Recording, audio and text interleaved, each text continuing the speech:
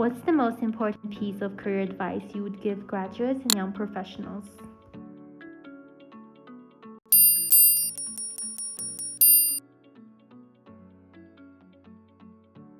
The biggest piece of advice is fail fast. As much as it sounds horrible, fail fast. Students, especially us foreign students, right? We're never given permission to fail, ever. Don't do something if you're not going to smash it. Because for one, international fees are extremely expensive. And for two, when you're the only one or the first one to leave home to go and study, everyone is looking at you and going, whoa. And most of the time we study these things and you're the first one in the family, or everyone is just thinking, wow, you've gone and studied this at this amazing university. There's nothing wrong with trying out different things and experimenting.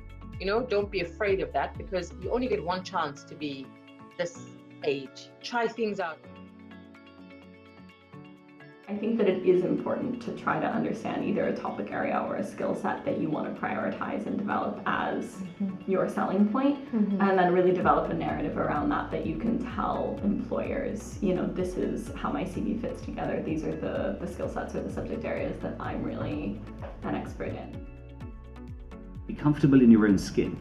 Nowadays, you don't have to fit into a particular box. You are a finance person, you are development, or you just like political science. They can cross over. And things like fintech, which are digital, there aren't any really clear barriers between them. If you can put together a different series of expertises in different fields and different interests, you can create a niche, and there's a good opportunity you can really build a career from it. You don't have to have very fixed horizons. Open them up, and particularly with digital, see where it will take you. It's very important to build on your strength. Your degree may be a strength, but there's many aspects of your character that are part of those strengths and that you can carry forward into any career. We tend to underestimate how much knowledge we have and how much value we can add. We're so grateful for having the job. But a piece of advice a manager of mine once gave me from an internship was, nobody knows what they're doing, so you might as well just go out there and do something and try it out and learn from it.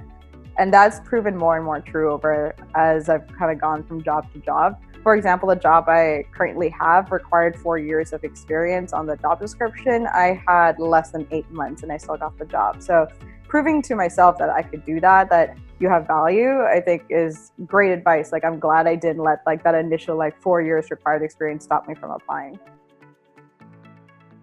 Wow, there meet a lot of people, because the more people you meet, especially in different industries, in different roles, the more sense you'll have in terms of what is out there for you, and you get the benefit of tapping into their years of experience without actually having to spend the years building what they've built. On the back of that, asking for help and not being intimidated by someone because of their achievements is also really important, and that will really help you open doors as well as, shape where you want to go in your career.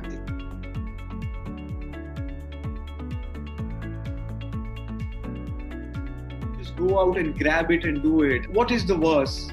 It might not work, but hey, you still got the experience, didn't you? And that is what is invaluable. So if you have an idea, I think you have to do it to really find out. There is nothing like a failure. Either you win or you learn. I don't see things as failures. Let's not get by analyzing stuff too much. So my piece of advice is, if you want to do something, just get on with it and do it. The best piece of advice I could give is, if you've got an idea or a seed of an idea, try and find a co-founder. Entrepreneurship is a bit of a roller coaster. There's lots of ups and downs, and it just makes it a lot easier to go through the motions when you've got a friend or a colleague or a co-founder along to share the journey with you. So find someone, but also think carefully about who you want to work with. I think it's much better to find a co-founder amongst your circle of friends, someone that you've known for a very long time.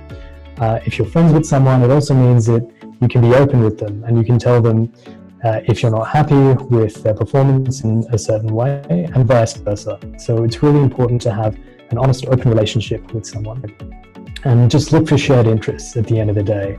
And I guarantee you have one or two people who share an interest in building a business, and you just want to make sure that There's no clashes of character, which is one of the main reasons that startups fall apart. So pick a good co-founder and go with it.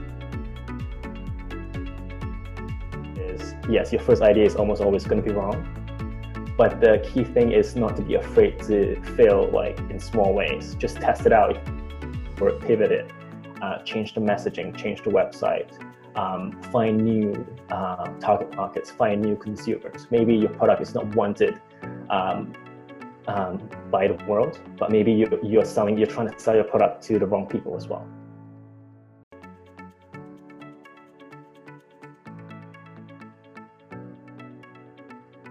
Thank you for watching, and remember to subscribe to our LinkedIn page for more updates.